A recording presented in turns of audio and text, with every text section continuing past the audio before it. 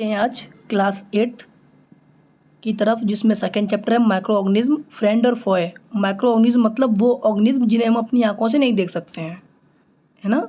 और फ्रेंड मतलब होता है दोस्त, और फॉय मतलब दुश्मन। तो माइक्रो ऑर्गेनिज्म कंडीशन के हिसाब से दोस्त भी होते हैं और दुश्मन भी होते हैं। तो चैप्टर को शुरू करते हैं कि कैसे ये दोस्त हैं और किस तरीके से ये दुश्मन है। तो पहली लाइन हमारी ये कहती है कि you have seen several kinds of plants and animals. आप लोगों ने बहुत सारे तरीके से एनिमल्स और प्लांट्स देखे होंगे। However around us which we normally can not see, मतलब कुछ लिविंग ऑर्गेनिज्म ऐसे होते हैं जिन्हें हम अपनी आंखों से नहीं देख सकते हैं। इन्हीं को हम माइक्रो ऑर्गेनिज्म या फिर माइक्रोब्स कहते हैं। मतलब अब इसको हम फिर समझते हैं कि माइक्रोब है या फिर इसी को कह दो माइक्रो ऑर्गेनिज्म। क्या? Micro organism.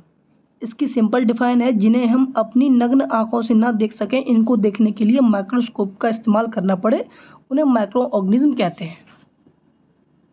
ठीक है, नेक्स्ट लाइन पे चलते हैं हम लोग। For example, you might have observe that during the rainy season. हम लोग ऑब्जर्व करते हैं रेनी सीजन में कि most bread gate spoiled and its surface get covered with grace white patches. मतलब जो ब्रेड अगर रख दोगे रेनी सीजन में तो क्या होता है, उनके ऊपर ग्रेस वाइट कलर के थोड़े से वो धब्बे से आ जाते हैं। तो ये क्या है? ये माइक्रोब है। कौन सा माइक्रोब है उसको हम अभी आगे पढ़ेंगे। ये माइक्रोब नमी की वजह से उसमें माइक्रोब्स ग्रोथ हो जाते हैं और ब्रेड का जो कलर होता है वो चेंज कर देते हैं। अब माइक्रो ऑर्गेनिज्म जो भी हमने आपको बताया कि क्या होते हैं माइक्रो ऑर्गेनिज्म जिन्हें हम आंखों से नहीं देख सकते हैं। ठीक, next line, these observation show that the water and soil are full of tiny organism. तो इन जो 2.1 2.2 से ये पता चलता है कि पानी और मिट्टी में बहुत सारे छोटे छोटे माइक्रो ऑर्गेनिज्म होते हैं। Though not all of them fall into the category of microbes, लेकिन सभी माइक्रोब की कैटेगरी नहीं रख सकते हैं। These micro organism of microbe are so small, तो जो ये पानी में रहते हैं या फिर मिट्टी में रहते हैं बहुत छोटे होते हैं। That they can not seen with the unaided eyes, जो हम नग्न आंखों से नहीं देख सकते हैं। Some of these such as fungus, एक फंगस है, एक माइक्रोब का नाम इसमें आ गया fungus. That grow on bread, जो ब्रेड पे ग्रो करता है, जो भी एग्जांपल लिए तो फंगस है। Can be seen with the magnifying glass, यानी इसको माइक्रोस्कोप से ही देख सकते हैं। Other can not be seen without the help of microscope, और लोगों को हम किससे माइक्रोस्कोप से नहीं देख सकते हैं, लेकिन हम फंगस को मैग्नीफाइंग ग्लास से देख सकते हैं। That is why these are called micro organism और माइक्रोब्स। तो मतलब इन्हें हम माइक्रोब या माइक्रोस्कोप इसलिए माइक्रोब या माइक्रो ऑर्गेनिज्म इसलिए कहते हैं क्योंकि हम इनको माइक्रोस्कोप से ही देख सकते हैं। तो हमने 3 चीज़ें देखी। क्या देखा अभी? जो माइक्रोब है इसको हम देखने के लिए माइक्रोस्कोप का इस्तेमाल करते हैं, इन्हें हम नॉर्मल आंखों से नहीं देख सकते हैं। तो क्वेश्चन यही आएगा, व्हाट इज माइक्रोब या माइक्रो ऑर्गेनिज्म। तुम यही लिखेंगे, those organism which we can not seen by naked eyes is called micro organism. अगर इनको माइक्रोस्कोप से देखोगे तो अच्छे खासे दिखेंगे, एकदम रंग बिरंगे मज़ेदार, लेकिन अगर वैसे नहीं देखोगे तो नहीं दिखेंगे। तो आपकी किताब के अनुसार micro organism are classified into 4 major group, 4 major group में माइक्रोस्कोप को बांट रखा है। पहला है बैक्टीरिया, पहला कौन सा है अपना? बैक्टीरिया है, दूसरा फंजाई है, तीसरा प्रोटोजोआ है और चौथा एल्गी है। याद रखना 4 कौन से भाग में बांट रखा है इसने, एक बार फिर देखते हैं हम लोग। पहला है बैक्टीरिया, ठीक। दूसरा ये यहाँ पे है फंगस यानी फंजाई, उसके बाद प्रोटोजोआ और लास्ट में है एल्गी। तो ये 4 भागों को हम पढ़ेंगे जो कि क्या है, माइक्रोब्स है या माइक्रो ऑर्गेनिज्म है। अब इसके बाद एक और आता है जिसका नाम है हमारा वायरस, जो आपकी किताब में अकेला सिर्फ यही टॉपिक दे रखा है। इसको देखते हैं वायरस को। Virus are also microscopic. Virus कैसा होता है? माइक्रोस्कोपिक, मतलब इसको भी हम माइक्रोस्कोप से ही देखेंगे, माइक्रोस्कोपिक है। But are different from other microbes, लेकिन ये अदर माइक्रोब्स जो माइक्रोब्स नॉर्मली हमारे फंगस फंगी बैक्टीरिया होते हैं उनसे अलग होता है। कैसे? क्योंकि अगर ये जो वायरस है बॉडी के अंदर पहुंच गया तो लिविंग हो जाएगा, और आउटसाइड बॉडी है तो इसको नॉन लिविंग कहते हैं। ये याद रखना, बस यही डिफरेंस है इसमें कि वायरस में यही खासियत होती है, यही लिखा है कि ये इनसाइड सेल है तो ये लिविंग है और आउटसाइड सेल है तो ये नॉन लिविंग है। तो यहाँ पे कुछ एग्जांपल दे रखे हैं आपके, वो देखते हैं।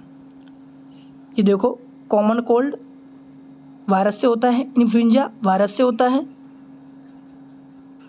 ना। जो आपकी किताब में डायग्राम है उनको देखो, या फिर पहले ये लाइन देख लेते हैं हम। क्या कॉमन कोल्ड ये रहा हमारा, इन्फ्लुएंजा ये ओटी में आएगा आपका, जिसे फ्लू कहते हैं, ये किससे, वायरस से होते हैं। और भी पोलियो, चिकन पॉक्स, ये किससे होते हैं, वायरस से। तो यहाँ से लेके यहाँ तक ओटी याद रखना। एक ओटी है जो वायरस से होने वाली बीमारी है, कौन कौन, जुकाम, इन्फ्लुएंजा, पोलियो और चिकन पॉक्स, ये किससे, वायरस से होने वाली बीमारी है। बैक्टीरिया से होने वाली कौन सी बीमारी है, प्रोटोजोन्स द्वारा। बैक्टीरिया से होंगी हमारी टीबी और टाइफाइड। एक बार देख लो, वायरस, बैक्टीरिया, प्रोटोजोआ। वायरस से कॉमन कोल्ड, ठीक है ना, पोलियो और इन्फ्लुएंजा और चिकन पॉक्स।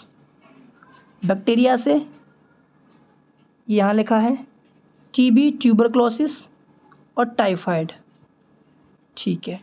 और प्रोटोजोआ से डिसेंट्री और मलेरिया। क्या, डिसेंट्री और मलेरिया। ये 3 माइक्रोब हैं जिनकी आपकी किताब में पेज नंबर, जो आपका सेकेंड चैप्टर है उसका 17 पेज नंबर पे वायरस के एग्जाम्पल, बैक्टीरिया के एग्जाम्पल और प्रोटोजोआ के एग्जाम्पल विद देयर डिसीज दे रखे हैं। अब थोड़े इनके चित्र देखते हैं कि चित्र कैसे होते हैं इनके। देखो, ये बैक्टीरिया के हैं, बैक्टीरिया के एग्जाम्पल हैं। ये दोनों एल्गी के एग्जाम्पल हैं, क्या, क्लाइमोडोमोनास स्पायरोगेरा। ये दोनों प्रोटोजोआ के एग्जाम्पल हैं, अमीबा और पैरामीशियम। और लास्ट के तीनों एस्परजिलस, पेंसिलियम। पेंसिलियम ये किसके, फंगस के एग्जाम्पल हैं, है ना। तो इस हिसाब से एक बार आप जो पेज नंबर आपका 17 है उसमें आप लोग देख सकते हैं, एक बार आप लोग देख लेना इनको, है ना। ये एग्जाम्पल हैं जो आपके बनाने के लिए आ सकते हैं, तो आप लोग ज़रूर देख लीजिएगा। इसको तरफ करते तो हमने क्या क्या देख लिया अभी, माइक्रो ऑर्गेनिज्म को, वो माइक्रोब्स जिन्हें हम अपनी आंखों से नहीं देख सकते हैं उनको देखने के लिए माइक्रोस्कोप का इस्तेमाल करते हैं, उसे माइक्रोब कहते हैं। 3 तरीके से माइक्रोब दिए गए थे आपके में, सॉरी 4 थे, बैक्टीरिया, फंगस, एल्गी, प्रोटोजोआ और वायरस एक्स्ट्रा था। फिर हमने बीमारी देखी वायरस से, और उसके बाद में बैक्टीरिया से और प्रोटोजोआ से, और फिर हमने देखे क्या, चित्र। ये हम लोगों ने क्या देखे थे, चित्र देखे हैं।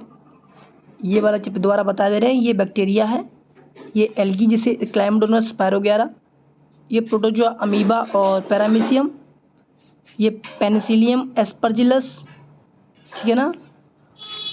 ये किसके एग्जांपल है, फंगस के एग्जांपल है। और ब्रेड मोल्ड, ये सब किसके एग्जांपल है, हमारे फंगस के एग्जांपल है। अब नेक्स्ट पेज पे चलते हैं। अब नेक्स्ट टॉपिक है हमारा, where do micro organism live. जो माइक्रोब्स हैं जिन्हें हम अपनी आंखों से नहीं देख सकते हैं वो रहते कहाँ हैं। तो पहले लाइन कह रही है, माइक्रो ऑर्गेनिज्म में भी single cell like bacteria. Micro organism कैसे होते हैं, सिंगल सेल, जिन्हें बायोलॉजी की भाषा में कहते हैं यूनिसेलुलर, जो यानी एक सेल से मिलके बनते हैं। Unicellular prokaryotic. कौन कौन है ये, बैक्टीरिया है किताब में आपके, एल्गी है और प्रोटोजोआ है। और कुछ मल्टी सेलुलर भी होते हैं जिनमें कुछ एल्गी कुछ फंगस भी होती है, मतलब दोनों तरीके से पाए जाते हैं। They live in all type of environment, मतलब ये हर तरीके से इन्वायरमेंट में रह सकते, चाहे कोई भी हो, बिल्कुल आइस से कोल्ड हो जैसे किताब में लिखा है, या बहुत हॉट हो, या डिज़र्ट हो, या नमी वाला एरिया हो, एनिमल की बॉडी में या फिर ह्यूमन के बॉडी में, यानी ऐसी कोई जगह नहीं है जहाँ पे माइक्रोब्स ना पाए जाए। अब ये किताब से अगर क्वेश्चन आता है कि कहाँ पाए जाते हैं, तो पहला है आइस कोल्ड में, फिर हॉट स्प्रिंग में, फिर मार्सी लैंड्स में, फिर इनसाइड द ह्यूमन और एनिमल, इतनी जगहों पे माइक्रोब्स पाए जाते हैं। नेक्स्ट हेडिंग देखते हैं आपकी, जो किताब कह रही है माइक्रो ऑर्गेनिज्म और हम, मतलब हम और माइक्रो ऑर्गेनिज्म का क्या रिलेशन है। तो किताब के according microbes play an important role in our labs. तो अपनी लैब्स में माइक्रोब्स बहुत हेल्प करते हैं। Some of them are beneficial, कुछ बेनिफिशियल भी हमारे लिए फ़ायदेमंद भी हैं, कुछ नुकसान भी हैं। तो अभी हम पढ़ेंगे कि फ़ायदेमंद क्या है। Friendly micro organism, micro organism are use for various purpose. Micro organism में बहुत सारे पर्पज़ के लिए यूज़ किए जाते हैं। They are used in the preparation of curd, bread, cake. यानी माइक्रोब्स को या माइक्रो ऑर्गेनिज्म को हम कर्ड की प्रिपरेशन में, ब्रेड की प्रिपरेशन में और केक की प्रिपरेशन में भी यूज़ करते हैं। ठीक है। They are also used in cleaning up environment, environment को क्लीनिंग करने में भी ये इस्तेमाल होता है इनका। जैसे ऑर्गेनिक वेस्ट है, वेजिटेबल कहीं पड़ा हुआ है या एनिमल्स का कोई भी चीज़ पड़ी हुई है, फीकस पड़ा हुआ है, are broken down into harmless. ये सब क्या है, बैक्टीरिया या फिर माइक्रोब्स द्वारा तोड़ दिए जाएंगे। एग्रीकल्चर में अच्छा खासा इस्तेमाल होता है, क्योंकि एग्रीकल्चर में जो सॉइल फर्टिलिटी होती है, मिट्टी होती है, उसको बढ़ाने के लिए नाइट्रोजन का फिक्सेशन करना पड़ता है। तो माइक्रोब्स ही नाइट्रोजन का फिक्सेशन करते हैं और सॉइल बैक्टीरिया को बढ़ाते हैं। अब असली क्वेश्चन होता है, जो आप दही खाते हैं उस दही में कौन सा बैक्टीरिया पाया जाता है। तो making of curd and bread, bread और कर्ड को बनाने के लिए। तो जैसा कि हम जानते हैं milk turn into curd by bacteria. जो मिल्क है वो टूटेगा कर्ड में एक बैक्टीरिया की प्रेजेंस से। उसमें एक बैक्टीरिया छेड़खानी करता है, उस छेड़खानी के चक्कर में मिल्क के साथ छेड़खानी हो जाती है और उस छेड़खानी में कर्ड बन जाता है। तो देखते हैं लाइन क्या कह रही है। Curd contain several micro organism, जो दही है बहुत सारे माइक्रो ऑर्गेनिज्म को कंटेन करके रखता है। Of these the bacterium lactobacillus, जो बैक्टीरिया का नाम दिए हैं उसका नाम क्या है, लैक्टोबैसिलस।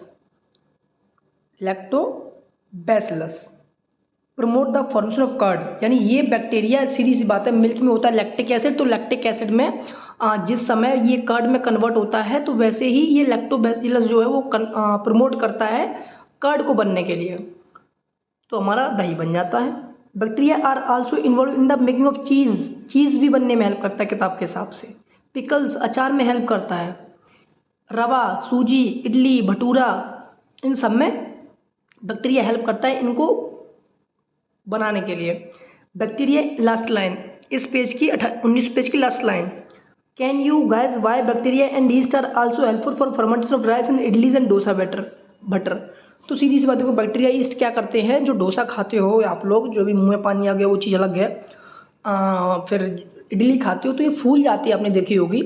तो ये फूल क्यों जाती है, क्योंकि इसमें जो ईस्ट डालते हो ना, ईस्ट डालते समय CO2 का बाहर निकलना होता है। तो CO2 जैसे ही बाहर निकलती है वैसे ही ये इस तरीके से स्वेल हो जाती है इडली, है ना। इस तरीके से इडली कैसी फूल जाती है, क्योंकि वो CO2 गैस वहाँ से रिलीज होती है इस चक्कर में। नेक्स्ट पे तो हमने देख लिया है लैक्टोबैसिलस बैक्टीरिया हेल्प करता है दही बनाने में। अब ईस्ट, ईस्ट भी एक माइक्रोब्स है जो फंगस का प्रजाति है, यानी फंगस की छोटे भाई बहन होंगे ईस्ट। ये बहुत जल्दी रिप्रोड्यूस होते हैं, किताब कह रही है पेज नंबर 20 पे, ईस्ट बहुत जल्दी रिप्रोड्यूस होते हैं रेपिडली, और क्या करते हैं CO2 बनाते हैं। रेस्पिरेशन, जैसे ही रेस्पिरेशन होगी इसके अंदर तो ये CO2 गैस निकलती है, और जैसे ही CO2 गैस निकलती है उसके चक्कर में क्या होते हैं, कुछ बबल्स बाहर आते हैं। बबल्स के चक्कर में जो इडली डोसा वो फूल जाता है, उसका वॉल्यूम इंक्रीज हो जाता है, जैसा फिगर 2.6 में लिखा हुआ है। तो इसीलिए ईस्ट है वो हमारा केक बनने में, बेकिंग इंडस्ट्री में, पेस्ट्री बनने में और ब्रेड बनने में हेल्प करते हैं। इसलिए ब्रेड में छोटे छोटे होल से होते होंगे, क्यों, जब CO2 निकलती है तो उस समय वो स्पोर या पोर्स हो जाते हैं उसमें। तो हमने दो चीज़ देख ली, बैक्टीरिया लैक्टोबैसिलस में हेल्प आता है, और ईस्ट है उससे CO2 निकलती है, जिसकी वजह से जो भी चीज़ बन रही है उसका वॉल्यूम इंक्रीज हो जाता है। अब नेक्स्ट ये थे अपने घर पे बनाने के लिए, घरेलू चीज़ों के लिए। अब एक कॉमर्शियल यूज़ ऑफ मैक्रोस को, मतलब बड़े पैमाने पे हम अगर मैक्रोस को ऑर्गेनिज्म यूज़ करें तो कैसे करेंगे। तो पेज नंबर 20 पे लिखा हुआ है, micro organism are used for the large scale. जब लार्ज स्केल में से प्रोडक्शन करेंगे माइक्रोब्स का, जैसे कि अल्कोहल बनाना, शराब बनाना, दारू बनाना, ठेका बनाना नहीं दारू बनाना, सॉरी अल्कोहल बनाना, और वाइन बनाना, और एस्टिक एसिड बनाना यानी सिरका यानी विनेगर, इनको बनाने के लिए हम ईस्ट का इस्तेमाल करते हैं। किताब कह रही है इनको बनाने के लिए, तो east is used for commercial production of alcohol and wine. तो शराब और दारू बनाने के लिए हम ईस्ट का इस्तेमाल करते हैं। शुगर्स में, जो नेचुरल शुगर्स होती हैं, और जैसे जैसे barley, wheat, rice, in fruit juice को इसको क्रश करके एक जगह भर लेते हैं और कुछ केमिकलाइज करके हम अल्कोहल बनाते हैं। नीचे 2.4 में बताया भी गया है कि किस तरीके से अल्कोहल बना सकते हो। बनाना मत घर पे, ना फालतू में स्मेल आ गई तो फिर आपकी स्मेल हो जाएगी फिर ऊपर ही। तो फर्मेंटेशन क्या है? तो the process of conversion of sugar into alcohol with the help of yeast, या नॉर्मली कह सकें sugar has been converted into alcohol by yeast. Sugar जो भी थे, जो नेचुरल शुगर हैं, जो बताए हैं, अंगूर हुए और फ्रूट जूस हुए, इनका शराब में या दारू में बदल जाना ईस्ट की हेल्प से कहलाता है फर्मेंटेशन।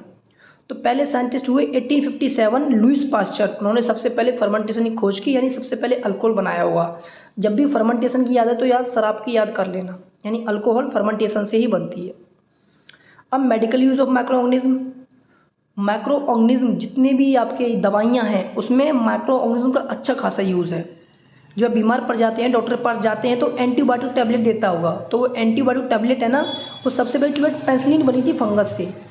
फंगस बाई चांस ये वो हुआ था, इनका एक्सपेरिमेंट कर रहे थे, तो बाई चांस फंगस को मारने के लिए एक दवा बन गई पेंसिलिन, जो कि माइक्रो ऑर्गेनिज्म को किल कर देता है।